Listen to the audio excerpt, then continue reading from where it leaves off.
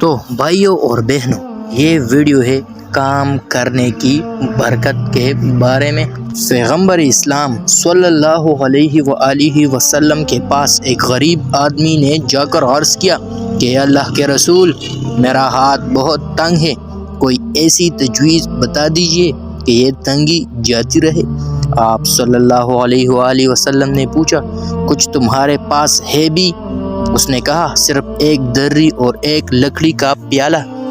آپ صلی اللہ علیہ وسلم نے فرمایا، دونوں چیزیں لے آؤ۔ غریب اسی وقت دری اور پیالہ لے آیا، جنہیں آپ نے وہیں بیٹھے بیٹھے کسی کے ہاتھ 8 آنے میں بیچ دیا اور اسے دام دے کر فرمایا، اس میں سے 4 آنے کی تو ایک کلہاڑی لے آؤ اور 4 آنے کا آٹا آج کے لیے گھر ہی دے آؤ۔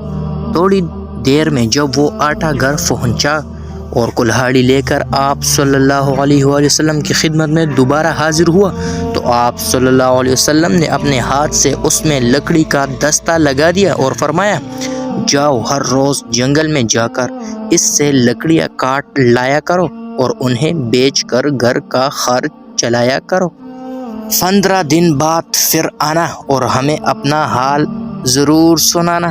غریب نے 15 دن بعد آ کر عرض کی، گھر کا خرچ چلا کر اس وقت میرے پاس 2 روپے موجود تھے۔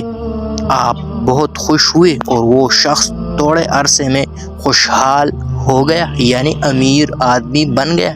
تو اس سارے واقعہ کا مقصد ہی یہی تھا کہ ہمیشہ اپنے ہاتھ سے کام کرنے میں برکت ہے۔ اللہ تعالیٰ اس شخص کو پسند کرتا ہے جو اپنے لیے روزی روٹی کماتا ہے، لیکن حلال طریقے سے۔